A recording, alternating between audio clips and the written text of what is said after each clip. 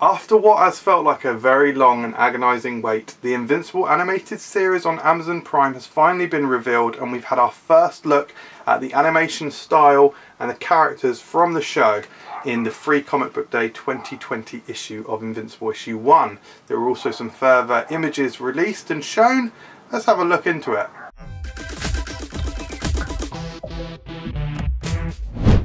Hello everyone, welcome to Invincible Central. My name's MJ and today we are looking at the first look at the Amazon Prime show, which is super exciting. So I'm going to whack the images on screen as well, but just to show you, I have got the Free Comic Book Day 2020 Invincible issue 1 as well. So this shows us our first information, and we've also just had some general information released from Robert Kirkman's Skybound and Beyond. So there was an article put up on IGN as well. First of all, the first major thing to say that I don't believe was confirmed, Corey Walker is like the lead character designer on the animated show, and that comes through really nicely in these images. They are very crisp, and it's kind of exactly what I expected. Simple, bright, colourful, crisp lines. And a style that I would call like an Americanized anime. That's what it sort of looks like to me. Love the look of the colours. It's all very crisp, and also it's really nicely like adapted, like from the comic. It all just looks like the perfect interpretation to me. So this is the first page spread that we've got in the Invincible comic, showing off Atom Eve, Invincible, and Robot there. So they just look awesome and they look perfect. And of course recently we've also had those casting announcements. So we know that Steven Yeun is Invincible, aka Mark Grayson, and there's a really interesting thing here. So Steven Yeun is Korean and Debbie Grayson is being played by Sandra Oh, who I believe is of Korean descent. And it looks like, from the artwork here, it looks like Debbie is going to be Korean or Asian as well, which is really interesting, and I think it's worth discussing a little bit. Now, this is, you know, it's not a big deal or anything like that. I think this is actually a fantastic thing that this show is doing, because we also see a similar thing happening with Zazie Beetz' character, who is Amber. In the comics, Amber is white, and then in the TV show, Amber is black. And I think that's great, because you have an opportunity here. You know, we've all seen the sort of Jesus. So we've all seen the whitewashing controversies from recent movies. Things that come to mind is like Scarlett Johansson in Ghost in the Shell. There was a huge controversy around that. And recently there's been actors stepping down from roles that they think should actually be given to people of colour and people of matching ethnicity. Now, the interesting thing with Invincible is that you know, Mark Grayson and his mother or his family being Korean, that's not important to the story, or being white rather. It's not important to the story. Like there's no story thread in Invincible that relies on him being white Caucasian. So to change his ethnicity is absolutely fine to do so.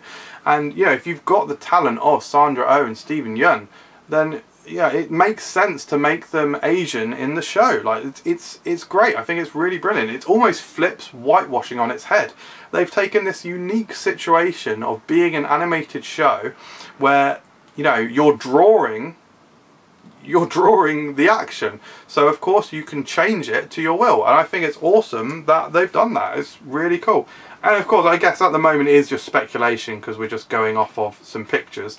But obviously we can see that Amber is not white, she is black.